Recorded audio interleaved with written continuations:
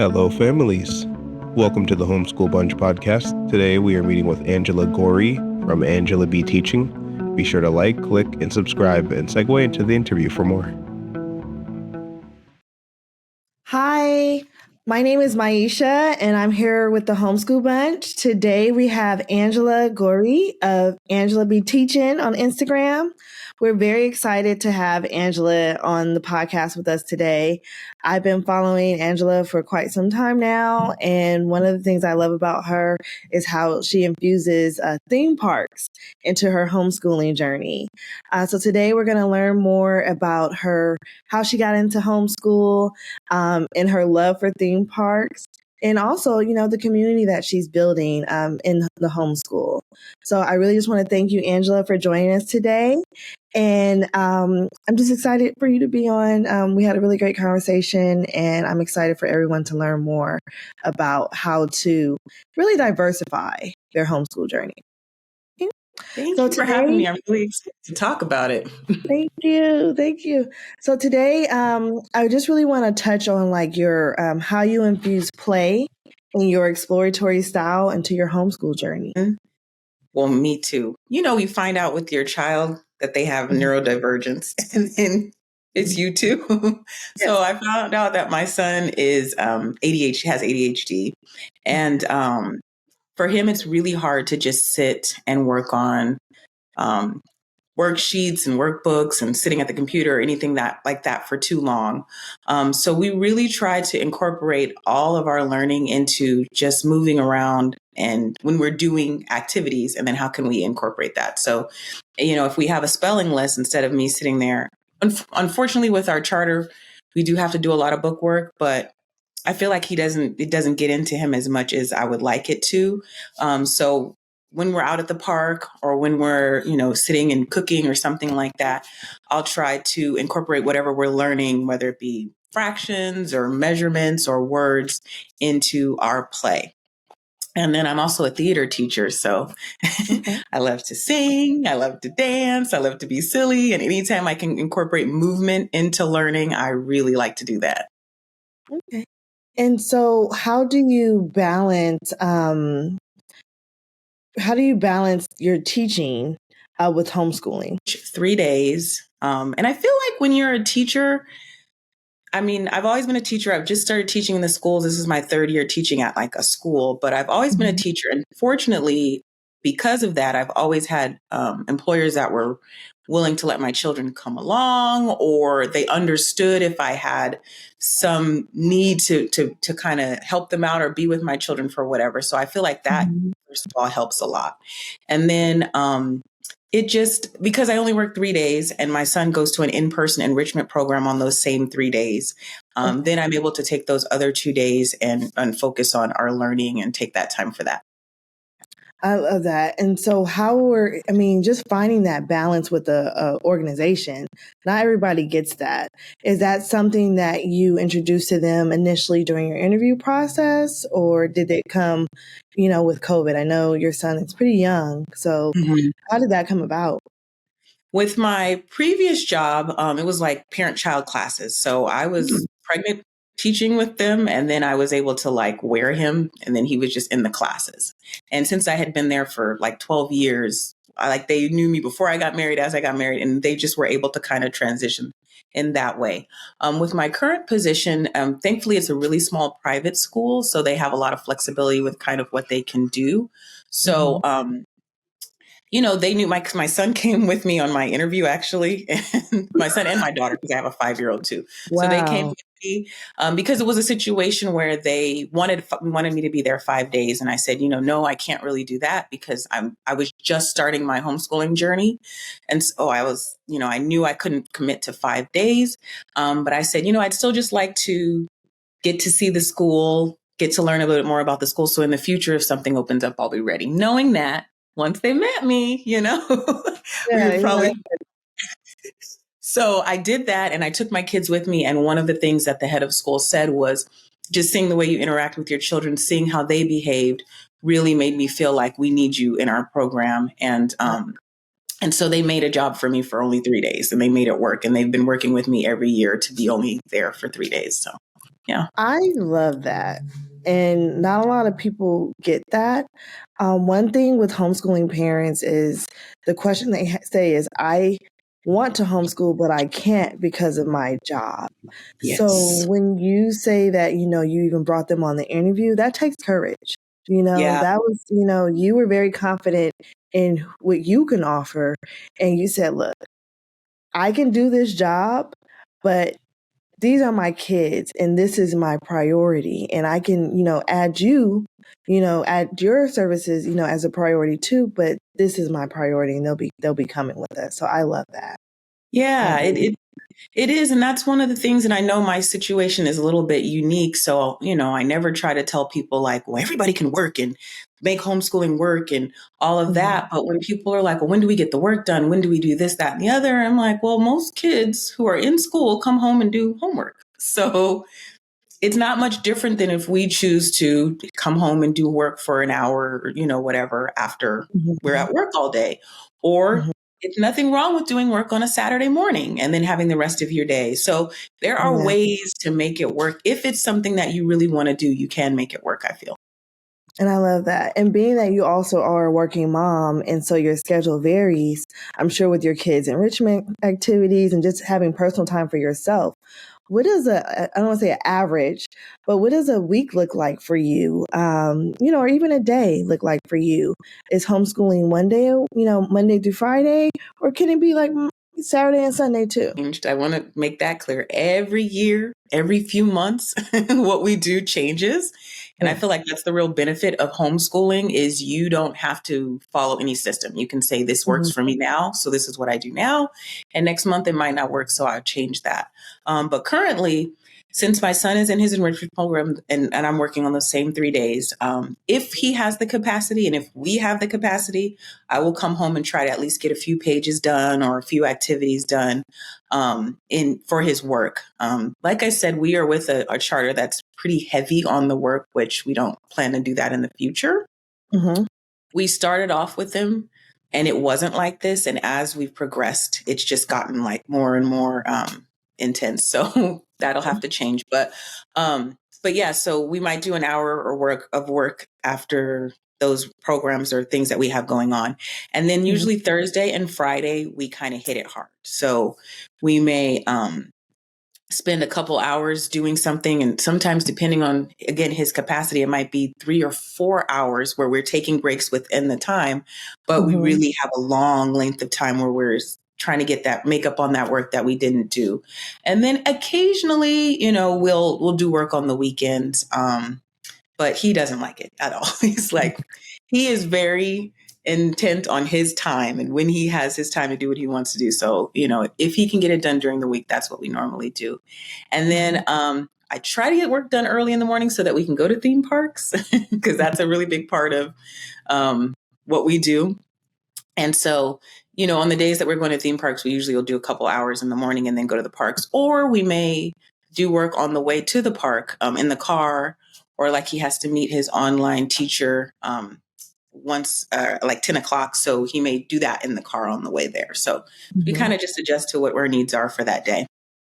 And I love that. And so you mentioned that you love theme parks. And so tell me how you incorporate theme parks into your homeschooling journey. That is well, number one, that's our PE requirement because we get to walk around and spend a lot of time outside. I know at the Okay. beginning I would put, because we have to do a PE log for our program. So I Yes, would put like 2 hours Disneyland. at Disneyland. Exactly. And the teacher, she knows what we do. So she never had a problem with it. After a while, I was like, you know what? Maybe I'll just say outdoor play. But Yes. that's what we would do. And then to me, especially being someone who loves the arts, what I love about theme parks is I feel like it helps to like increase my children's like mental boundaries of what can be done and what can happen. Mhm. Like I remember my kids watching Fantasmic at Disneyland, which is this big over the top show, right? And Mhm. my son just looking and being like, how is that light that way? Or, how did they make that color? And like just seeing all these things that he can do. And he's a creative too. So I love that it really just kind of increases their mind and what's possible in the world. And then I feel like it teaches a lot of social and life skills. You don't realize it, but like even when we're in line and it's like, okay, you need to, what do the rules say? What does the sign tell us to do? And where are we supposed to stand? Okay, let's wait for the attendant to let us know when to go. And then you have to tell the attendant how many people are coming. Like people see that as like a very minuscule thing, but it actually is really big in teaching your children how to interact with the world. Because a lot of Yes, be patient and be aware of, okay, I'm in a certain space. There are new rules for this space. How do I follow directions in this space? And then like, okay, someone else is here. I can't go swinging my arms around because there are people around me. So just, when people say, homeschool kids aren't socialized, I'm just like, we get the best opportunity to have socialization with different age groups, different demographics, because you see people from all over the world when you go to theme parks, and just there's so many things that they're able to learn as far as like social skills when they're regularly in an environment. It could be a museum, it could be anything, but in an environment where there are lots of different people that they have to interact with. Yeah, that's very true. We often get the phrase, well, you homeschool, but how are they going to socialize? And honestly, when I first got started, it was one of those icks. There probably is a homeschool ick going around on TikTok, but that was one of my biggest things. And, with our children, when you meet them, when people meet them, they say, your child is really well behaved, or my child has a conversation with them. And it's, Yes. they know not to talk to strangers, but, he knows how to introduce himself. And he actually, when he introduces himself to strangers, he gives him his middle name. So he does that on his own. So he identifies, okay, you are a stranger. Here's my middle name. Versus, friends and family. If I introduce you as this is my friend, he's like, oh, I'm Landon. Or if you're just a person he doesn't know, hi, I'm Amir. Right. That's so sweet. So, and he's only 12. So it's things that our kids do. And I feel like I know him a little bit better now, that he homeschools. But you've been homeschooling your children since the beginning, right? I know your son, you've been homeschooling him for 3 years now? School for about 6 months before COVID hit. And so then he, after that, he was home with us for a year and a half, 2 years. And then he started the homeschool enrichment program. And then my daughter's in preschool. So fortunately, she comes to the school, my preschool. We're preschool through 8th grade, but she can go to the preschool. And so once she's done with preschool, then she'll start officially homeschooling as well. But yeah, wait, I'm sorry. What did you ask me? Did you ask me? No, I was asking you like how long you've been homeschooling your son. Oh, yeah. So that's all he knows. He only knows, other than that 6 months of preschool, he only knows homeschooling. And and just I think my mind is like thinking about with the whole socialization thing. I'm a whole teacher, and I can tell you in school, socialization is not what's happening. Not a lot. Tell us more. Yeah, not free socialization, because now I'm a specialist teacher, so I teach drama, and then I'm the student life coordinator. So I don't have my own all the time class. I get to work with all the kids. And there's some, obviously they have recess and lunch, so they get to talk and kind of interact then. And then there, sometimes you'll have like in-class projects where you get to talk and work together and things like that. But just kids being able to freely discuss what they want to discuss constantly and interact when they want to interact constantly it's not what's going on, to the degree that people think that children who are homeschooled are missing out on this thing. Like, not by any means. And a lot of times when they are interacting, it is guided, or it is like, oh, what are you saying? What's going on over here? What are you saying? And again, since I'm in a smaller school, yes, we do have all the age groups together at some, or lower school through middle school together at some point. But most schools, you're with your age group all day, and you may have a little bit of interaction with someone a couple years older or younger. So to me, it's so valuable for our kids to freely discuss whatever, however, for however length of time, that they want to, and be loud doing it, right? They get to be outside. And if they want to yell about it, they can do that. Whereas in school, it's, okay, that's enough. Or you're getting too excited, or there's too much going on. a lot of that is happening. So A yeah. lot of constraints. Yes, Yes. exactly. And so what led you, I know that you're a teacher. How long have you been teaching? But Yeah. like I said, at a school for 3 years. So I find that very interesting because I see a lot of studies that show that a lot of teachers are going into homeschooling their own kids. So what led you into that path? I didn't have a problem with school as a kid, but I feel like as soon as I was able to really understand what school was, I was never for it. And I always told my husband, like after preschool, I want to homeschool, which he's very linear, like this is what we do, ABC. So that was a lot for him to kind of accept. But I never wanted to teach in a school, but I was teaching classes on Outschool. And one of my students, she's also a friend of her. She's a cousin to one of my friends. And she was saying, like, we need teachers at my kid's school. Will you come? Will you, and I was like, nope, no way. No, I don't want to be bound. I don't want to be in charge of like enforcing these things that I don't agree with. I don't like kids sitting all day. I don't like this. So no, I don't want to do it. And so she kept insisting. And so finally I went in and talked to them about it. And I liked the school. It was very small, very diverse, which is not normal for a private school. And so I said, okay, maybe I'll just try, just see. And that first year I was an assistant, and then there are still things obviously that I'm not really with, but because I was an assistant, I didn't feel like I had to enforce it. And then the next year I got to be an assistant, but I also got to start doing more with the drama and more of the fun stuff, student council, yearbook, and things like that. And then this year I don't have to assist at all. So I don't really have to be involved with any of that classroom stuff, with grading or any of that kind of stuff. Yeah. And so to me, what made it work for me and what made me want to stay there was knowing that I was the relief. I was the exhale for the kids, and I was that space that they could go to and get that, opportunity to be a little bit more free. And then also knowing that I could advocate for them and say, well, I know that if I don't have music, sometimes it's hard for me to focus. So I need something to distract my brain to focus. Or, yes, it doesn't seem like he's paying attention, but it's not that he's not trying. It's because he has a busy brain or whatever it is that I could kind of say. So that's why I ended up staying as long as I did. And, I was appreciative of that impact that I could have. Okay. So do you feel that with you working in the school, you're an advocate for the kids? And how do you see that?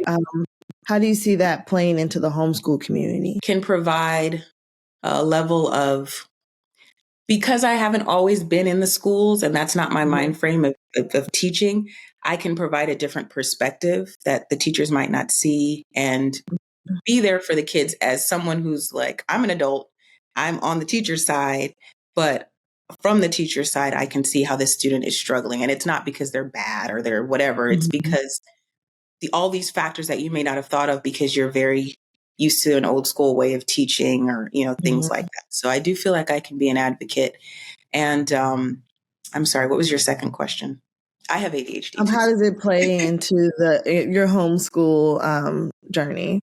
I like being a teacher that homeschools because to me, well, one thing that's really cool is that I get to kind of see what's going on in school so that I have kind of a guide of like where my son should be, and I say that very loosely because, I don't feel like if he's not meeting these rubrics, he's behind and it's bad and all of that.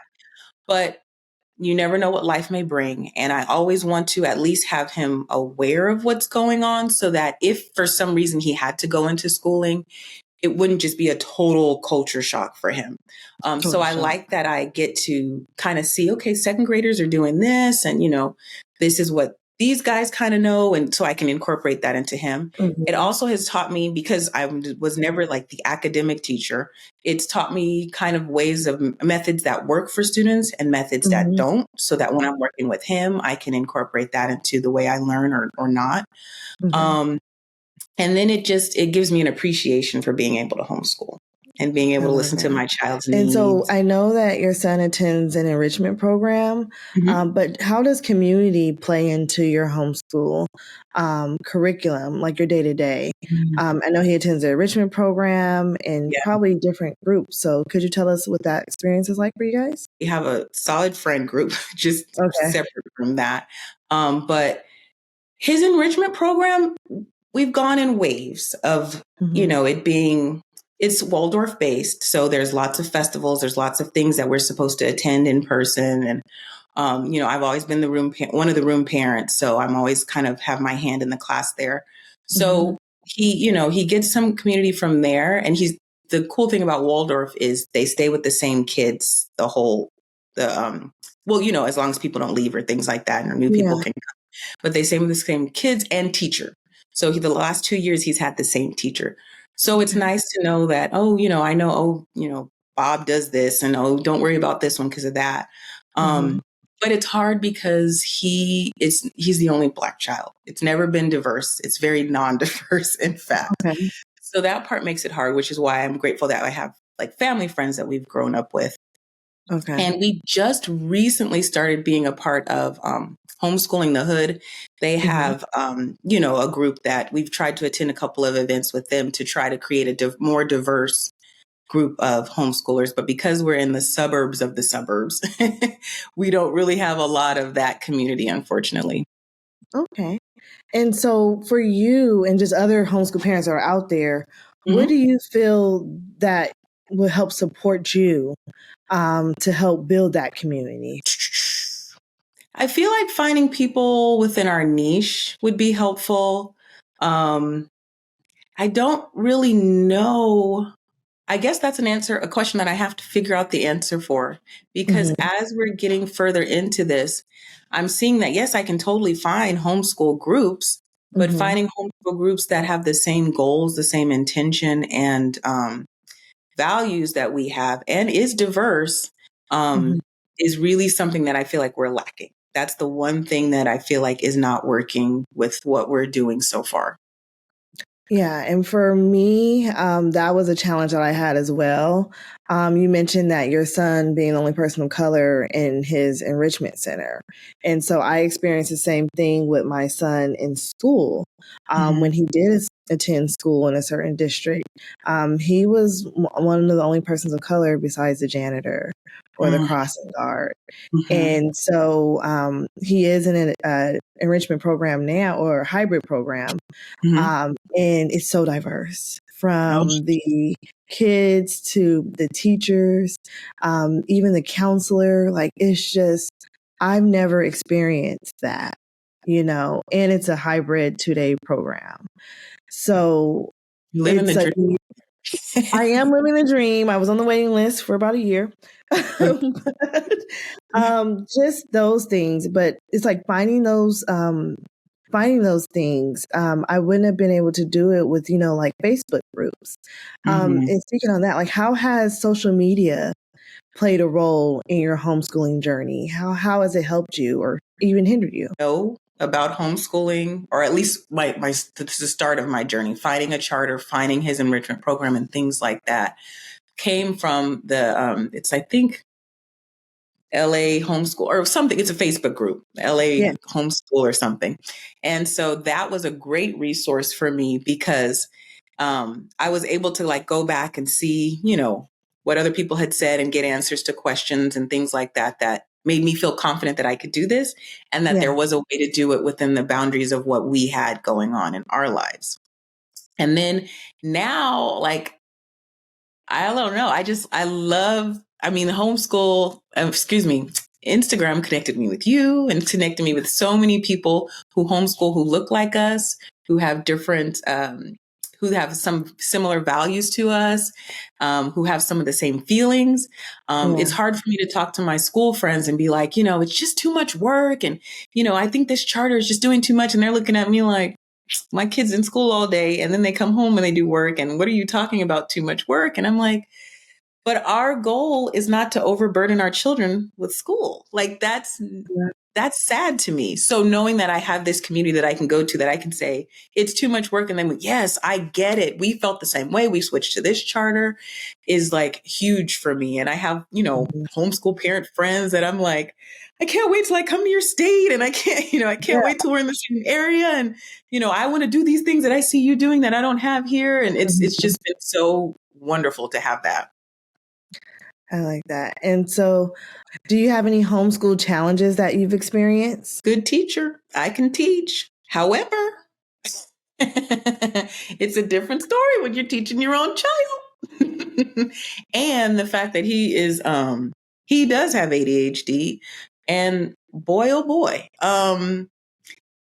he's not motivated. And I think, I shouldn't say he's not motivated. It's just very hard for him to stay motivated for something that's like, meh. And it's hard for me because I'm trying to walk that line of, I don't even want you to do this anyway. I don't really think you need to do this to this degree anyway. So forget it. But also, this is how we get our charter funds. I can't switch to another program mid-year. So we're going to have to figure out how to make this work. And I want you to be able to read. Everybody else in your age group is reading. So I want you to kind of be in that space. But also, I know that a lot of children aren't reading by this point, and it's normal and it's okay. And I see your progress. So we don't have to keep pushing towards this. And all these things that it's like, we've been taught like, this is the right way. And if you don't do this, your child's not going to have that. And people have to struggle. Why are you making things so easy for him? Because when he gets in the real world, he won't be prepared. Like all these things that have been drilled into us, that I have to say, no, you have a purpose. You have a reason. Stay with that. It does work. It will work, and you will be okay. And when it's not working, you can switch. Yeah. So that is my big challenge of like balancing what I think I know, what I want, what I've been told is right, and, finding our space in between all of that. And like tuning out the outside noise, right? Ooh, yes. Yeah. Really, because especially being in a school and hearing things like,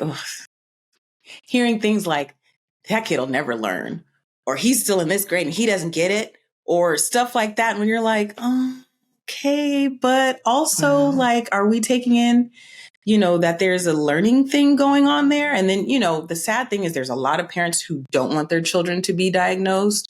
So then they don't get their children the support they need. And then because we are a private school, IEPs and things like that are not part of our program. And we don't have a school counselor and things like that. So you see these things that you're like, this is obviously a learning, thing going on, but the child doesn't have the resources. And so then they just keep getting pushed along and not growing. And then, I can't do anything about it. But going back to seeing how the teachers talk about children who aren't doing these certain things by this age. And I'm looking at my son like, well, he's not doing this, but he's been riding a bike since he was 4. He's been tying his shoes since this age. He's been doing all these things that he's been doing that are life skills that are important that a lot of other children can't do. And I'm not saying that to compare, but just to tell myself, like, he may not be having these academic goals reached at this point, but there are a lot of life skills that he has that are just as important, if not more important. And it's okay. And you have to kind of tell yourself that, like, it's okay. When you first got started with homeschooling, I'm sure you did a lot of research. You did mention that you joined some of the Facebook groups that were very helpful to you in your journey. Yes. I do remember when I first got started, and it just seemed like such a wealth of information. And it felt like you were trying to meet these metrics, right? How did you get through that initial year of homeschooling, or even the first few months? That first year, he was in kinder. Okay. So, the expectations weren't as overwhelming. His teacher, or learning partner from his charter was very easygoing. And at that point, it was, as long as you're kind of turning in some stuff, sometimes we're good. Just check in, we're good, which is why we've stayed with the charter, because she's amazing and always tries to work with us. Yes. And then his in-person program was just everything I wanted. Like, they just frolic around all day and they're learning how to sew. And, he didn't like that, but still, it's like all these things, instead of making him write to get fine motor skills, they're sewing for fine motor skills. And we make soup together and like all of that stuff. So that made it a little bit easier for me to go into because it wasn't all this rigorous things that I needed to follow in order to feel like he was learning and growing. That second year is when things got a little more dicey because then then I had more expectations from the charter and his in-person things there was a lot of adjustments going from kinder to first grade where they had more work and things like that. But yeah. I love that. And so for you, as a parent, are there any changes that you feel like you want to make to like your kids' homeschool curriculum? You've been homeschooling, this way for a few years. Is there any changes that you want to make to his homeschool curriculum? A lot is going to change for us next academic year, but I'm going to definitely change the charter so that we can do something that's a little more in line with what we want for him to homeschool. And then considering maybe switching out of his enrichment program, because I think at this point it's not serving his needs. And then, maybe even me finding more flexibility, even though I know I do have a lot of flexibility with my own job. But just knowing that by the time we both get home, we're so exhausted that if it's a day that we have to get some work done, it's a struggle and it's hard for us. So finding employment or something that allows for flexibility for me to be able to help him, but then also to be able to pursue my goals and the things that I want to do. All of that is what I'm really thinking about for next year. Yeah. And so do you feel, I've heard that you said that, he does have a lot of work.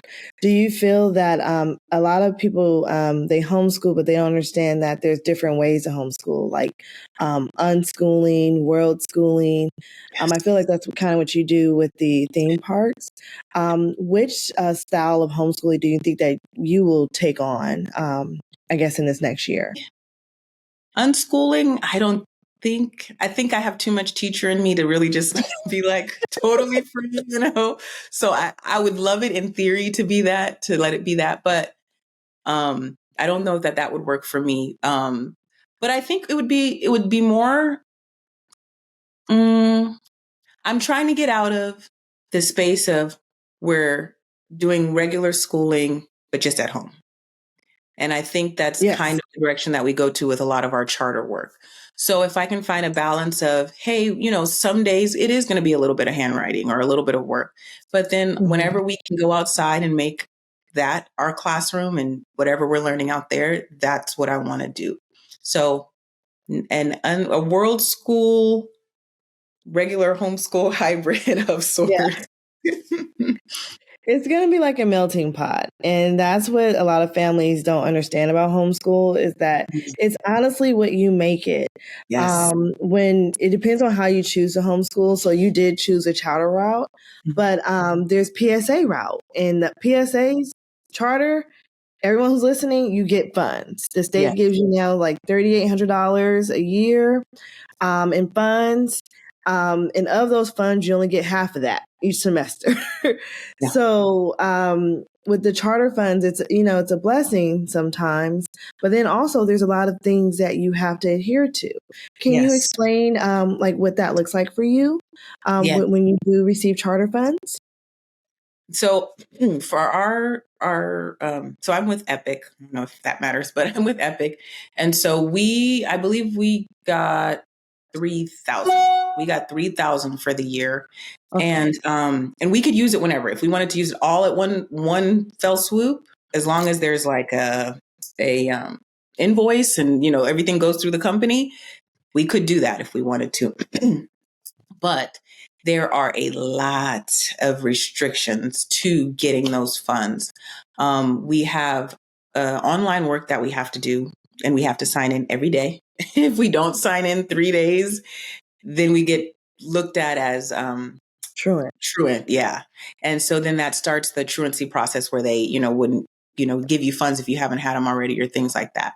And then on top of that, we also have book work that we have to do technically every day, but you can turn that, as long as you turn it all in by the end of the learning period, you can do that. And again, if your work's not up to par, not necessarily the content of the work, but if you're not turning in as much work as you need to, again, it puts you in that truant cycle or whatever.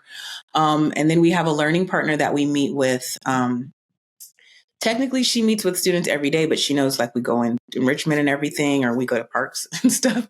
So she's fine as long as she sees us like once every couple weeks, just thinking, Calvin, sign on for Miss Tanya. Sorry, it's time right now, actually.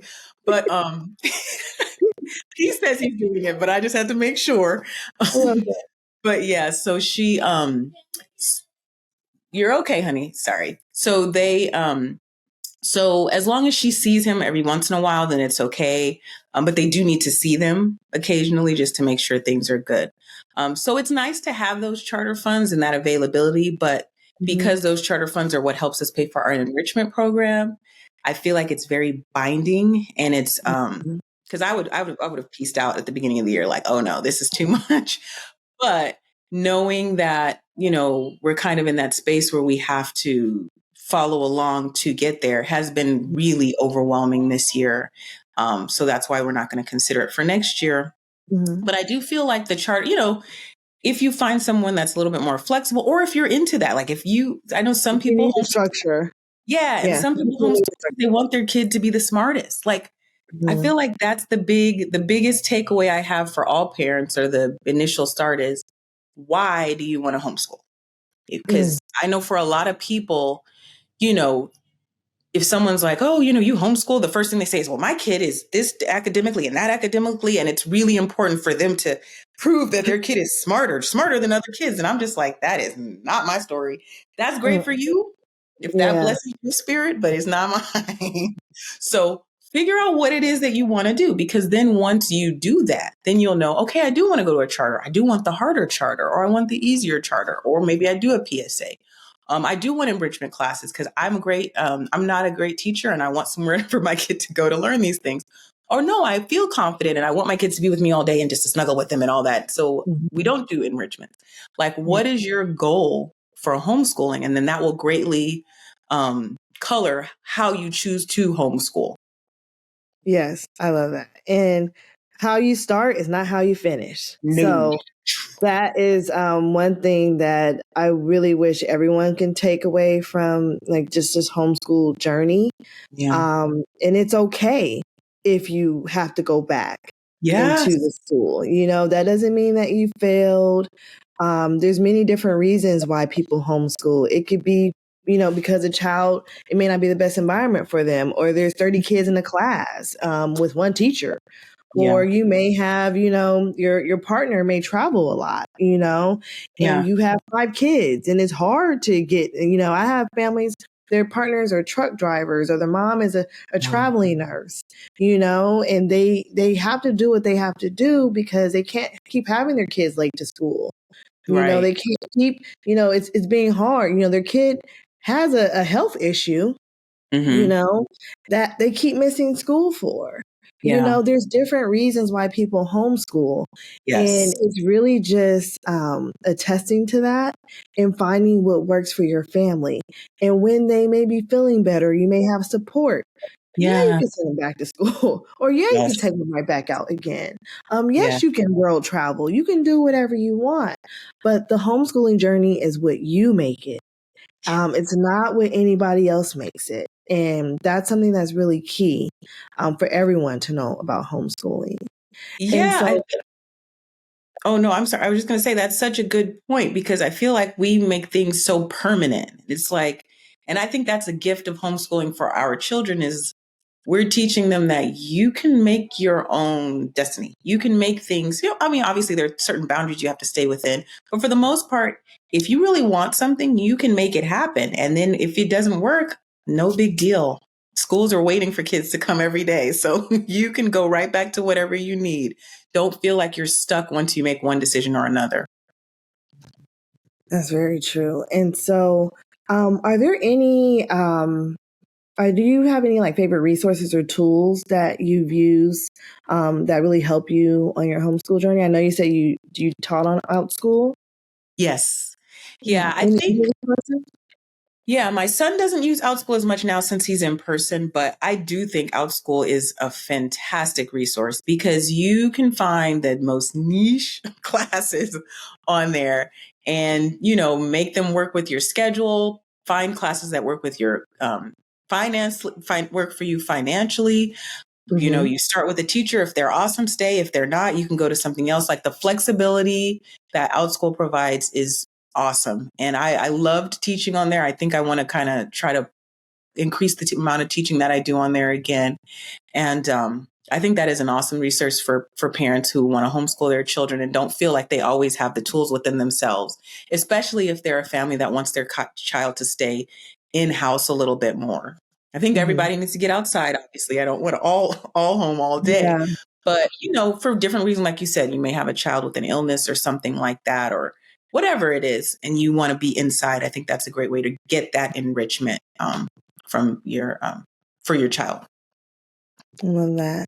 And so what advice would you give to other parents who are considering homeschooling but unsure where to start? Group, whether it be online or in person, but a group, a well-established group too.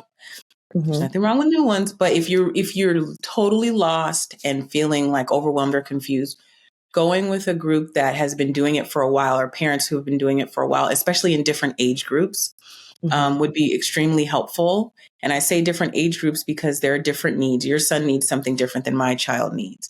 And as I'm looking into the future, I could say, oh, what does this look like in high school? What does this look like in elementary or whatever it is? And being able to talk to a parent to say, this is kind of how I navigated to this place is crucial. And then people being able to say, oh, I tried this charter. It worked like this, or I went to this enrichment program. This is how it worked for me or whatever. I think that's really big too. Yeah. And for me, I know that your daughter is going to be like looking ahead. I know she's going to be going into homeschooling too. So what does that transition look like for her now that she's going to be transferring from preschool into homeschooling? If she were to stay at my son's same program, she's going to go from not rigorous. The teacher that she has now is very play based, which I'm so grateful for. But she is learning letters and numbers. When you go into Waldorf and Kinder, there's no letters, no numbers, none of that. You don't start with any of that until first grade. It might even be like first, second. So it would be a big change. I think she would like it. But that would be a big change. And I'm interested to see kind of how that feels for her. If she's like, oh, this is cool. I'm, sitting back and relaxing, because unlike my son, she is more motivated. Like he just now wants to read and she's already trying to be like sounding things out at 5 and like trying to put the words together. So I'm interested to see if she's like, I need more work, more pressure, or if she's happy to just kind of relax and have fun. Okay. Yeah, that's always going to be interesting to see how they navigate those areas. But it's also going to be cool because you get to see, okay, what does she like to do? What are her interests? And you can kind of tailor her education, right? With us on the 2 days that we're here too. So she gets to see brother homeschooling. And so it's pretty normal for her. I think for her, it will feel very similar because, they're on the same schedule and everything. So I feel like that'll help her too. It's not like, even though it is a transition in as far as what she's doing academically, the routine is still very similar. I love that. And so lastly, is there any projects that you're working on or events that you do that you want to share with our community? How can we work on myself? I heard that. I'm literally trying to just work on, I think, I'll say this, for homeschooling families and homeschooling parents, especially if you're full-time, like with your children full-time, it can be very easy to be so wrapped up in their education and their making sure they go to all the museums and all the places and all the things and get socialized and all that kind. We can get really wrapped up in that. And it can be hard to lose focus on what we want to do for ourselves and like what our goals are. So I'm in a space right now where I'm like, okay, my kids are more settled. They're old enough to kind of fend for themselves in some ways. So that gives me 30 minutes, an hour or two a day where I can try to really find out what makes Angela feel special and what my goals are and trying to achieve that. So that's what I'm working on, hopefully in 6 months I can be able to say, this is what I've got going on. This is what Yes. I'm doing, whether it be classes, whether it be whatever it is. Like that's where I am right now. And I love that you said that, because a lot of times we feel like we need to be doing all these things. And we wear many hats. Yes. We're mothers, we're partners, we're teachers. And then if you homeschool, you're a maid, you're the Uber driver, you're the cafeteria lady, you are the PE teacher. And there's so many, you're the counselor.